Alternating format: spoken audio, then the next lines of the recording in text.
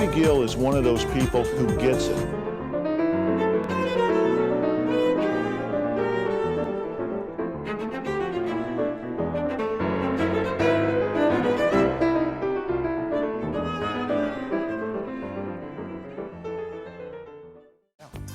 Libby Gill spent 15 years as a top executive for companies like Universal Studios, Sony Pictures, and Turner Broadcasting, before realizing her true passion was helping others follow their dreams. Now she teaches people the skills for overcoming failure and living their bigger life. And I got to tell you about Beth, who was my assistant when I first made senior management at Sony. And Beth was this very calm, very together young woman, which was great because, you know, I was now suddenly a department head and a vice president, and everything was way too serious to me all the time. I mean, I've heard a few of you say that when you get stressed out, you've got to remind yourself it's soft drinks and candy. And in my world, when we would get stressed out or take things too seriously, and all these silly sitcoms and reality shows we worked on, the line in Hollywood was, "It isn't the cure for cancer." Until one day, Beth came into my office, sat down, shut the door, and I needed that cure. Because she told me that she had been diagnosed with a rare and very aggressive form of cancer, but also that she wanted to work for as long as she could, as hard as she could. Now, this young woman was not in denial. She knew what she was up against, but she said it would give her hope and a sense of purpose if she could just keep coming to the office and doing her job. And every day that she could get out of bed, she came in, worked till 6 o'clock, went home to rest up so she could come back and do it all over again the next day. Even on the days when she had her chemo, she would come right from the hospital when she said she was feeling good, because she knew the next day the drugs would kick in and she'd be too nauseated to get out of bed. And Beth discovered this well of strength that she had no idea she even had. And she also discovered how loved she was, because in one of the rare instances in corporate America when I've seen a group of people do exactly the right thing, everybody on my staff just rallied around her, picked up all the slack at work, took care of her at home, and the best thing is, she got over it.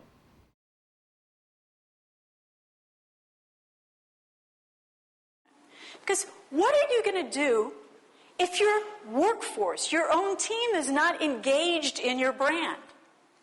Especially now that we've got 4 distinct age groups in the workplace, side by side, for the first time in our history.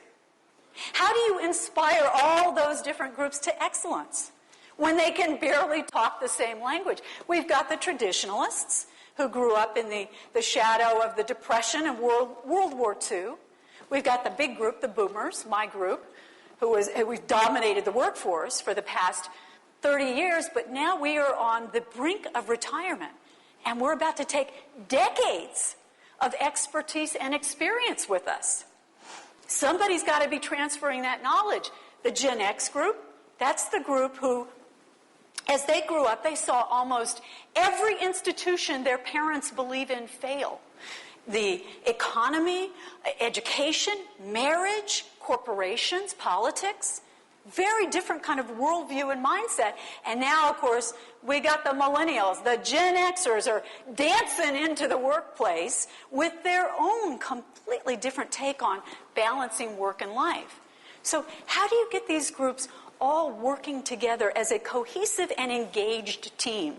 Well, I asked that question recently to the head of AOL, of their inclusion and diversity. And I interviewed her for my business podcast. And she said, you can't think of it as the melting pot theory anymore, because now it's more of a gumbo. Because you've got to blend everything together nicely, but you want to keep all these distinct flavors and spice notes by retaining everybody's unique personality. And that's something I tried very hard to do in my past career in the entertainment industry. When I was first recruited to head up corporate communications at Universal, I remember going into my office. The first day, it was a huge management change, and I came with the new guard, and I inherited this very nervous staff. And as I called them all into my office, and we were looking out in the executive tower over the back lot, the theme park at Universal, I was right above the Terminator 3D attraction. And I called them all together, and they ranged from kids right out of college to folks in their mid-60s. And I smiled at them, and they looked back at me like I was about to line them up for a firing squad. So I thought, well, time to switch tactics here. And I said, anybody been on that new Jurassic Park ride? And they all stared at me. And when they realized that it really was not a trick question, they kind of mumbled, well, no.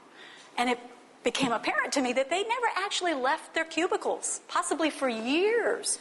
So I said, guess what? Field trip?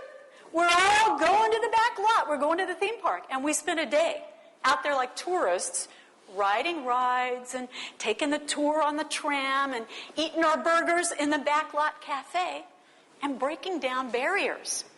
Because trust and respect and authentic engagement were all parts of my personal brand. And fun. Fun was a big part too. And by the way, you don't need a theme park at the office to have fun. Just a little imagination.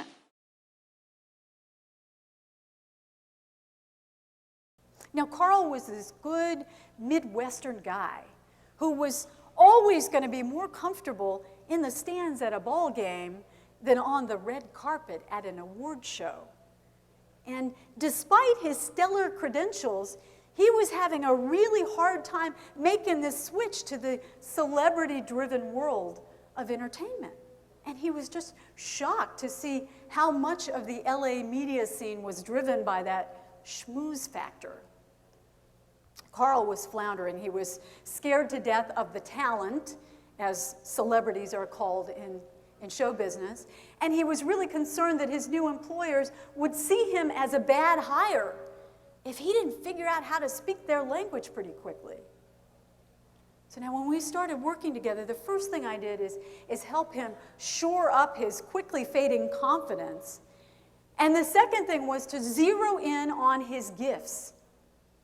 And it became really clear, really fast, that Carl was a great media strategist. I mean, he knew how to put compelling ideas down on paper that would position his company and his projects to stand out from the competition. And he knew how to communicate with the media with intelligence and energy and substance in a way that really got their attention. He had it all. He had brains, business sense, powerful communication skills, but he'd fallen into the trap of thinking that he had to be just like everyone else at the office, comfortable hand-holding the talent in the green room at the Tonight Show or backstage at the Golden Globe Awards, and that just wasn't him.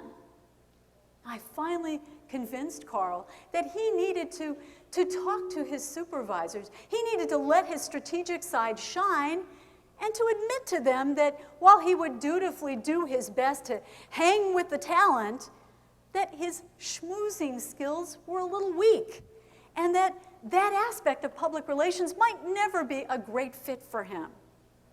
He was a little nervous, but he found the courage to have that conversation, and he was delighted when he discovered that his boss was then doubly committed to him, not only because of his honest self-assessment, which was really rare in a business built on hype, but also because his boss had hired him specifically because he knew about all the innovative sports promotions that Carl had created, and he wanted that kind of creative thinker on his team. Carl found the courage to speak up, to identify his own gifts, and everybody won. Carl won, his boss won, even the rest of the staff, who were thrilled to pick up the rest of the celebrity duty. And now, after our coaching, Carl has continued to soar. He's now Senior Vice President of Media Relations at a large entertainment firm, where he still handles the strategy, but delegates the hand-holding.